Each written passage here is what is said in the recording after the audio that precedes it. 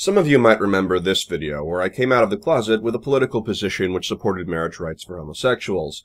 Every so often, someone will, either in my inbox or on one of my videos or in the comments section of someone else's videos, attempt to present some sort of position against rights for homosexuals, usually suggesting that it's of prime importance to the state what sexuality its citizens have. So far, most of these arguments are based on the exact same point, the suggestion that if everyone was a homosexual, the human race would die out, and it's therefore a crime against nature. This is an argument presented by those who have either done too little research to understand the argument, or made the same mistake I made when I was a 12-year-old, that being asking a pastor to explain why restricting homosexual rights was a good idea, and accepting the answer as fact without checking for confirmation bias. The practical output, in terms of production of additional humans that is done by a homosexual couple, is effectively the same as a marriage between one male and one female who choose not to have children, and I've yet to hear anyone suggesting homosexuality is a danger to humanity also suggest that straight couples should be legally required to have children, or support any other mandatory human production policy, save abortion. While I could criticize the hypocrisy, my point's more about the lack of willingness to consider things on a larger scale than it is gay rights in particular. This isn't an issue isolated to a religious audience. I find that most of my debate opponents find it challenging to grasp concepts like time and practicality, both religious and irreligious. The suggestion that if I legalize gay marriage, then it might reduce the population growth rate and therefore should be kept illegal is possibly the most common point that I see presented on the subject of gay rights, and people presenting it never seem to understand the idea of controlling population growth. Currently, we don't face population shortage issues and have no particular need to mass-produce additional humans. If our world population were reduced to an incredibly small amount, then I might consider the requirement for additional humans a more valid concern. And even in that position, I'd be more prone to gene splice them if we had the technology, instead of breeding them normally. In contrast, if our population grows too much, population control might need to be instituted instead. Unfortunately, I find that those opposed can't seem to understand the concept of using a government policy because it's useful, rather than because it conforms to someone's moralist utopian ideal. We have too few humans, increase the growth rate. We have too many humans, cut the growth rate. Adjusting the course of action for the situation at hand seems to be a foreign concept to most who debate me, and it's getting rather tiresome.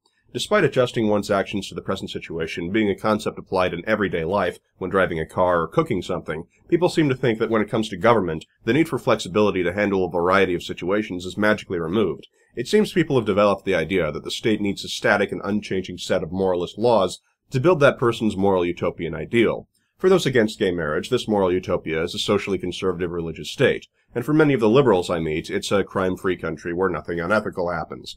However, both of these categories of people want the country to create their respective moral utopias, and for them to have their moral utopia, they need a set of static, unchanging standards. This, however, is highly impractical, and I'll give you an example of the issue when applied to those with more liberal leanings. This is my previous political video. It basically talked about restructuring our penal system to avoid arbitrary time markers and instead focus on rehabilitating those that are, for example, mentally ill, instead of punishing them. However, I also suggested that those we can't rehabilitate, those whom were never mentally ill and were just bad people and we would otherwise be executing or giving life imprisonment, etc., would be put to better use in darker medical experiments. This part of the video drew some complaints from those who took issue with the idea of unethical medical experiments taking place. The fact of the matter is that we will never obtain a crime rate of 0, and not all criminals are really just people who were all mentally ill. We cannot reform every single criminal and have a non-existent crime rate, and even if I saw that as a realistic goal, it's far outside the reach of our current understanding of medical science. This brings up an important fallacy. If we're going to improve things like treatments for the mentally ill, experiments on humans will be required. But these experiments, considered unethical, are often fought against by the same people who want the product of those experiments.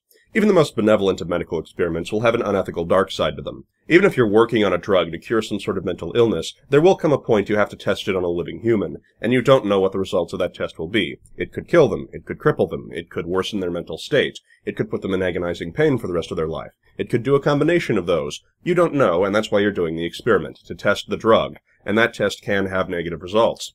People want me to cure cancer, but don't want any cancer cures tested on live human subjects. They want a vaccine for AIDS, but don't want a human trials period.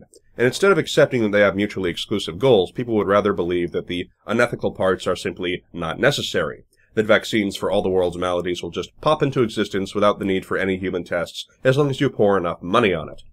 And while money can greatly help with the issue, I can't give people a magic pill that cures all crime and was obtained through entirely ethical means with no human tests and nothing bad ever happening to anyone. And it's a malignant fantasy to believe you can. I may be able to give people a magic pill that cures a few different types of mental illnesses at the cost of a $50 million research budget, 5 years of research, and numerous human tests. People want to have a cake, but don't want to put in the effort to bake it. Instead of accepting they need to bake a cake, they've chosen to believe they can have a magic cake pop into existence through the power of ethics. Well, I have some bad news. The cake is a lie. And normally the counter-argument at this point is to not experiment on criminals because that's unethical, and only experiment on volunteers, which is a position I find rather disturbing. Hey little Timmy, I know you were born HIV positive and you'll probably die before your 8th birthday, but guess what? If you want a chance at living, we can do a few experiments on you and see if our latest drug works. And maybe, just maybe, you'll get to live. Probably not, because we only experiment on volunteers and have limited the speed and scope of our research, but hey, that's the price of our ethics. So do you want to die of AIDS before your 8th birthday, or do you want to volunteer for our experiments? Because that's a real great choice to be presented. You happen to have contracted some sort of sickness, so if you want to maybe be able to get a cure, you have to volunteer for some experiment, press ganging someone into it by telling them they can either volunteer or die.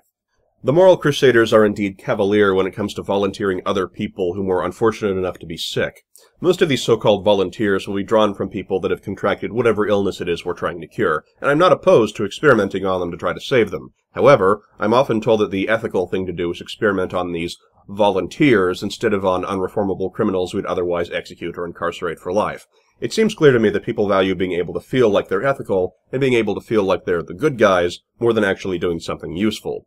And if that's how people define good and evil, then I don't want to be good. If people say the ethical thing to do is to give the choice of volunteer or die of AIDS to a child, and then preach to me about how morally superior they are, because I did something to get the cure faster so maybe that kid actually has decent odds of survival, then I don't want to be ethical. Those ethics smell pretty rotten to me.